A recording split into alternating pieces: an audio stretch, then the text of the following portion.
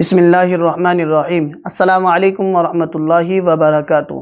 محترم ناظرین اکرام، رمضان کا مبارک مہینہ چل رہا ہے اور رمضان کے مبارک مہینے کے اندر ہماری مائیں اور بہت سی بہنیں یہ سوال کرتی ہیں کہ اگر روزے کی حالت میں کسی کا روزہ ہو اور اس عورت کو یا اس لڑکی کو حیض شروع ہو جائے، ایام شروع ہو جائے، پیریڈ شروع ہو جائے، تو اس عورت کا یا اس لڑکی کا روزہ ٹوٹ جائے گا یا روزہ باقی رہے گا؟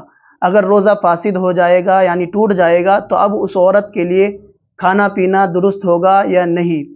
یہ ایک سوال کے اندر دو سوال ہے، تو ان دونوں سوالوں کا جواب آپ کی خدمت میں پیش کیا جائے گا۔ آپ ویڈیو میں آخر تک بنے رہیں۔ پہلے سوال کا جواب یہ ہے کہ اگر روزے کی حالت میں کسی ماں یا کسی بہن کو حیض شروع ہو جائے، ایام شروع ہو جائے، ناپاکی کی حالت شروع ہو جائے، تو اب اس کا روزہ اسی وقت ٹوٹ جائے گا، چاہے حیض عصر کی نماز کے بعد یا روزے یا افطار کے وقت سے 5 یا 10 منٹ پہلے ہی شروع کیوں نہ ہوا ہو۔ جس وقت بھی حیض شروع ہوگا اسی وقت اس عورت کا یا اس بہن کا روزہ ٹوٹ جائے گا۔ اور رہا یہ مسئلہ کہ روزہ ٹوٹنے کے بعد، فاسد ہونے کے بعد کیا وہ عورت کھا پی سکتی ہے یا نہیں کھا سکتی، تو اس کا جواب یہ ہے کہ جب روزہ فاسد ہو گیا اور روزہ ٹوٹ گیا تو اب اس عورت کے لیے کھانا بھی جائز ہے اور پینا بھی جائز ہے۔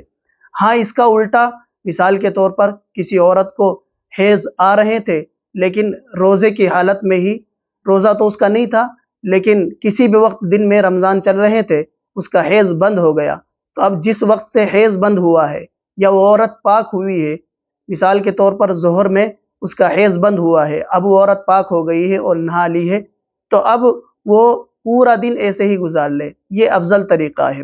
اب اس عورت کے لیے کھانا پینا درست نہیں ہے، بلکہ روزے داروں کی طرح وہ عورت رہے۔